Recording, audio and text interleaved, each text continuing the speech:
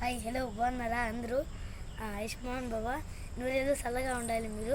ఇప్పుడైతే మా తాతకాడైతే అంటే బ్యాడ్ హ్యాబిట్స్ చేస్తుంటారు కొంతమంది.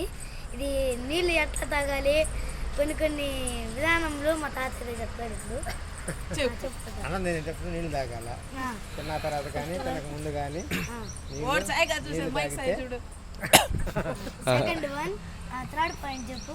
థర్డ్ పాయింట్ అటు చల్లగా అన్నం పోతుంది కడుపులోకి, ముందు చదవాలా?